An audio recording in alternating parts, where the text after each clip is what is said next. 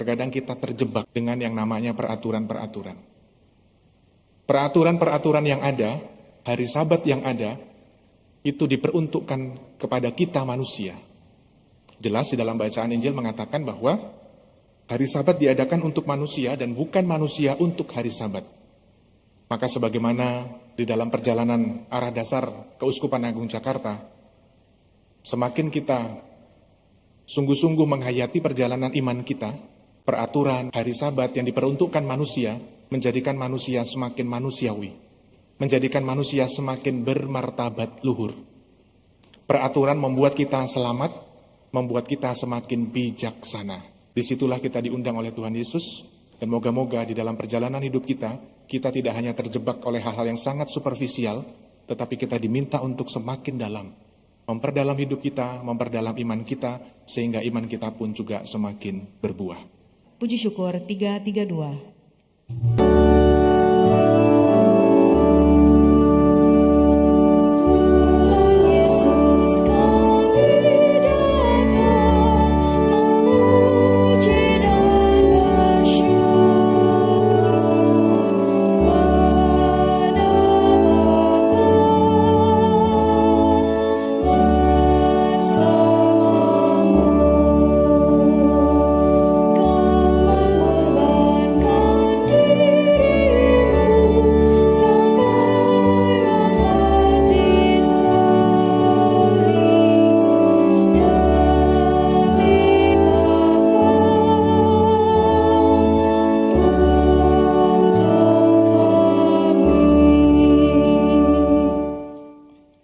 Dalam nama Bapa dan Putra dan Roh Kudus. Amin. Semoga rahmat Tuhan kita Yesus Kristus, cinta kasih Allah dan persekutuan Roh Kudus bersamamu. Dan bersama roh.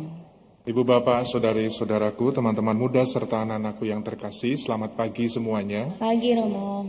Mari kita datang kepada Tuhan di pagi hari ini. Kembali kita merebahkan diri di hadapan Tuhan, membawa ungkapan-ungkapan syukur kita dan juga wujud-wujud pribadi, wujud-wujud keluarga dan komunitas kita. Kita sungguh-sungguh ingin datang di hadapan Tuhan, seraya kita juga menyesali segala dosa dan kelemahan kita, agar kita sungguh-sungguh dilayakkan untuk merayakan misteri yang suci ini. Para ibu dan bapak, saudara-saudariku yang terkasih,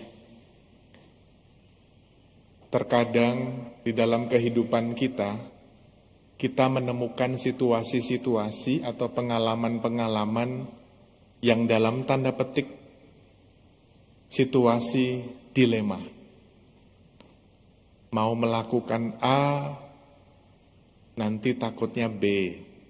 Melakukan C, nanti takutnya D, dan seterusnya, dan seterusnya. Dilema itu membuat kita menjadi hati kita gelisah atau hati kita takut. Atau dalam arti tertentu ketika saya mengalami dilema, sederhana sekali misalnya. Kita datang ke gereja dengan bela rasa, lalu menginput, lalu di-scan dan seterusnya.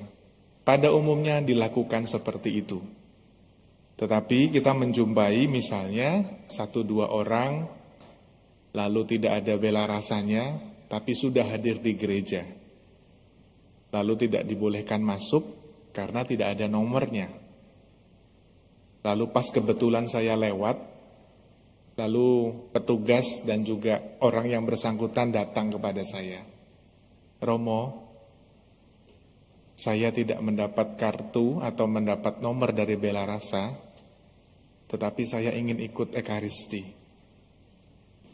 Setelah ditanya, ya karena kelalaian, tidak menginput data, atau yang lain juga mengatakan alatnya error dan seterusnya. Tetapi orangnya secara fisik sudah hadir di gereja. Sebetulnya itu dilema buat saya.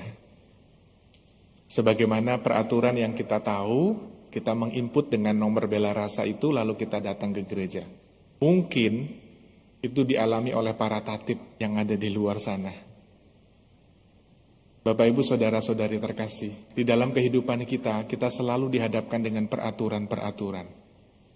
Di jalan ada lampu merah, lampu kuning, lampu lampu hijau. Di pekerjaan Anda sekalian, di dalam komunitas, di dalam pelayanan, di dalam gereja ini, juga semuanya ada peraturan-peraturan. Kalau dalam kasus tadi bela rasa, kalau sekali 2 kali sih oke. Tapi kalau sampai 3 kali saya akan ajari bagaimana cara menginput bela rasa. Nanti kalau nggak tahu lagi ya saya panggilkan, nah Pak Cecep ada ya. Yang bagian tatip ya biasanya menginput data, nanti saya minta diajari private ya kan. Bila perlu setiap hari diajari bagaimana cara menginput data.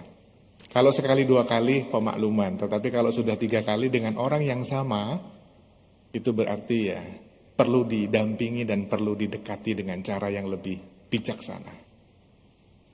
Maka situasi dilema ini membuat kita itu takut, membuat kita itu gelisah, membuat kita itu khawatir.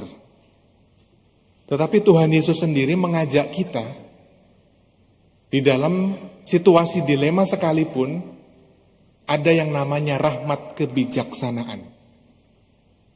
Sebagaimana dikisahkan di dalam bacaan Injil, para murid mengambil bulir gandum. Kalau di dalam bacaan lain, dalam Injil yang lain dikatakan mereka memakannya. Ya kita bolehlah mentafsir, mungkin mereka sedang kelaparan di dalam perjalanan yang jauh. Bacaan ini melanjutkan dari bacaan-bacaan yang kemarin. Tetapi tidak dibolehkan karena pada hari itu adalah hari Sabat. Situasinya dilema sekali. Di satu sisi tidak boleh karena itu hari Sabat, tetapi di sisi lain Yesus membiarkan itu karena Yesus melihat ada yang lebih penting, ada yang lebih dalam selain bahwa soal peraturan tidak boleh pada hari Sabat, yaitu keselamatan jiwa-jiwa. Bapak Ibu saudara-saudari yang terkasih, terkadang kita terjebak dengan yang namanya peraturan-peraturan. Peraturan-peraturan yang ada, hari Sabat yang ada, itu diperuntukkan kepada kita manusia. Jelas di dalam bacaan Injil mengatakan bahwa hari Sabat diadakan untuk manusia dan bukan manusia untuk hari Sabat. Maka sebagaimana di dalam perjalanan arah dasar Keuskupan Agung Jakarta, semakin kita sungguh-sungguh menghayati perjalanan iman kita, peraturan, hari Sabat yang diperuntukkan manusia, menjadikan manusia semakin manusiawi, menjadikan manusia semakin bermartabat luhur.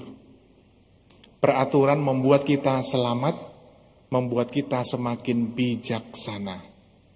Disitulah kita diundang oleh Tuhan Yesus, dan moga-moga di dalam perjalanan hidup kita tidak hanya terjebak oleh hal-hal yang sangat superficial, tetapi kita diminta untuk semakin dalam, memperdalam hidup kita, memperdalam iman kita, sehingga iman kita pun juga semakin berbuah. Dimuliakanlah nama-Mu Tuhan, kini dan sepanjang segala masa. Amin. Marilah mewartakan misteri iman kita. Setiap kali kami makan roti ini dan minum dari piala ini, Bapa Tuhan, kami wartakan hingga Engkau datang. Bukan yang dilihat manusia, yang dilihat Allah. Manusia melihat yang di depan mata, tetapi Allah di dalam hati. Ibu dan Bapak, saudara-saudari terkasih, terima kasih kebersamaan kita di dalam Ekaristi pagi ini. Terima kasih kepada seluruh petugas liturgi yang telah membantu. Dan semoga kita hari demi hari, dalam situasi apapun, memohon rahmat kebijaksanaan agar kita pun dengan berbagai macam peraturan, situasi, dan pengalaman hidup kita semakin mendekatkan kita kepada Tuhan. Marilah kita mengakhiri ibadah kita pada pagi hari ini dengan memohon berkat Tuhan. Tuhan bersamamu Dan bersama rohmu. Semoga Allah Bapa yang Maha Baik senantiasa menyertai dan memberkati kita sekalian dalam nama Bapa dan Putera dan Roh Kudus. Amin. Saudari-saudaraku terkasih, pergilah, misa sudah selesai. Syukur kepada Allah.